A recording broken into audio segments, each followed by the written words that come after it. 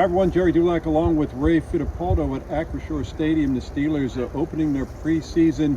Not a very impressive debut, 20-12. They lose to the Houston Texans. I wouldn't get too worried about it as the first team offense 0 for 3, did not produce any points. Didn't exactly look sterling in the process, but Ray, all you got to do is look at last year. The first team offense on 5 possessions scored 5 touchdowns. They went up and down the field like it was Patrick Mahomes and the Kansas City Chiefs. And then once the regular season started, you saw what happened. That all disappeared. So don't read anything into I don't want to call it poor, but it certainly was an inefficient performance by the first team offense. No, you're absolutely right, but that didn't stop Mike Tomlin from being a little bit upset, I would say, at his post-game news conference.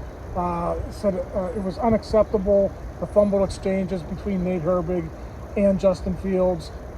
2 sacks allowed in the first quarter, both by first-round pick Troy Fautanu, who came up with a knee injury. We'll see the severity of that later in the week, but not a good start for the Steelers. Yeah, the fumbled snaps really rankled Mike Tomlin because those are the kinds of fundamental mistakes that he just doesn't like, and they happened on each of the first 2 drives. The first one came after a 15-yard completion to George Pickens.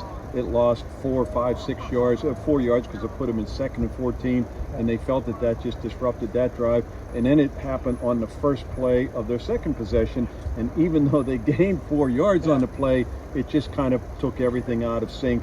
Nate Herbig took the blame for it. He says he hasn't had a bad snap all of training camp. This was his first start at center, Ray, and we hadn't seen that be a problem at camp, but here it happened twice in the same game. Yeah, you're right. We did see some fumbled exchanges early in camp. That was mostly Zach Frazier and Ryan McCollum and some of the backup centers. So, I think we all know that Zach Frazier is going to push Nate Herbig. That wasn't good for Herbig tonight, but, we'll see what he does this week in practice. I think he'll get another shot with the starters against Buffalo, and, they'll probably reevaluate it from there. But, not the start he wanted to get off to. Yeah, and there were a couple others who, didn't exactly have a great first impression. Kes Watkins looked just kind of like he was, trying to catch a ball in the lights. Bad judgment, bad awareness on all 3 of the punt returns. And even Troy Fautanu, and look, we know this guy's going to be a terrific player, but he gave up 2 sacks in his first game, so that wasn't exactly a good start for him. He was facing 2 good pass rushers, Donnell Hunter and Gerry Hughes. Yeah, 16.5 sacks last year for the Vikings.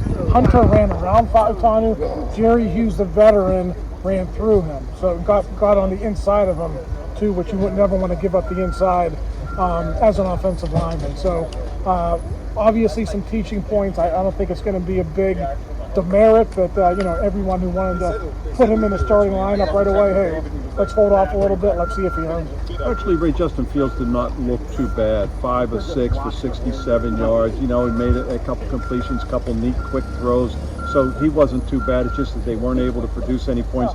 But Kyle Allen, a 7-year veteran, he's with his 5th team. He comes in and he plays like a veteran. He's playing with a bunch of guys who won't be here in September. But even Mike Tomlin said after the game, he says those veteran guys tend to lift those units, and that's what he did. He came in, and I think he was 17 of 23, threw 1 touchdown to Connor Haywood, threw a long pass to Scotty Miller to set up the other. He actually looked pretty good. He did. You don't think about it because he was Josh Allen's backup last year, but this guy has some starts under his belt in the NFL. It was nice to see the offense finally move the chains a little bit. Late first half, early second half. You mentioned the receivers. I thought the receivers were okay. George Pickens, 2 catches for 29 yards. Calvin Austin dropped a touchdown in the first quarter on a 4th and goal. Probably should have had it. But a tough one in the corner, but he probably should have had it. Probably should have had it.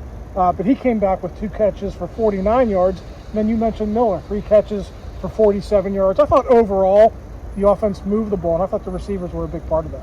Steelers play next Saturday here at Acrisure Stadium against Buffalo Bills. Of course, they're going to scrimmage them here Thursday afternoon. Mike Tomlin saying after the game he anticipates Russell Wilson playing in that game, so I'm sure he'll start. So that's our first look, everyone's first look in game action of Russell Wilson. So we'll see what happens, with the offense in that game. Certainly, they'll want to perform better than they did, at least put points on the board. And if that is indeed the case, Gerry, Sunday when they return to practice, Monday, and Wednesday. I am guessing we'll see Russell Wilson close to a full participant in practice, and we'll likely see the division of labor as it was supposed to be before he got injured. So, Justin Fields likely to go with the 2s, and then Allen, of course, with the 3s, and that's the way they planned it, and I think that's what we'll see this week up in Latrobe. Other side of the ball, Ray, a couple guys stood out. We saw DeMarvin Leal be very active on the field. Kyron Johnson looked very good on the outside. Jeremiah Moon as well when he was in the game.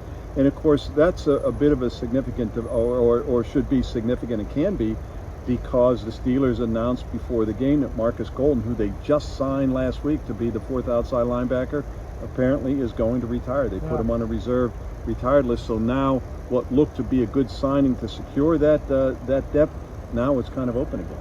Yeah, David Perales was injured. That's the reason they signed Golden. We don't know when he's going to be back. Moon had 5 tackles and a sack. Right. You mentioned Johnson. I thought he played well.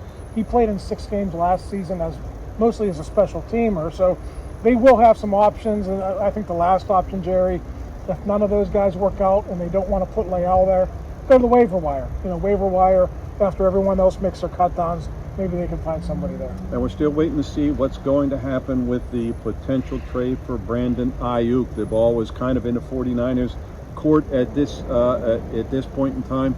And so we'll see what happens. Something should develop in the next couple days, but it might be that the whole trade falls apart and the 49ers retain Brandon Aiyuk. But the Steelers obviously would love to have him, but they don't need to have him, and sometimes that's a difference. But the Steelers apparently aren't going to budge. They're not offering any players to the 49ers, especially a receiver, but no players whatsoever.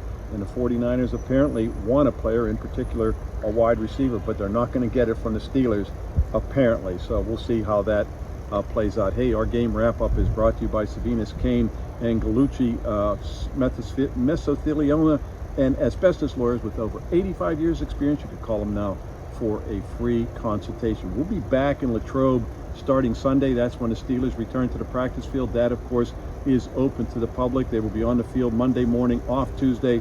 Final day at Latrobe, the final practice open to the public.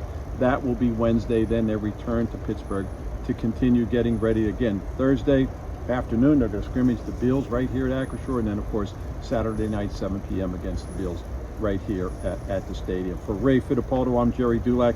You've been watching Post-Gazette.com.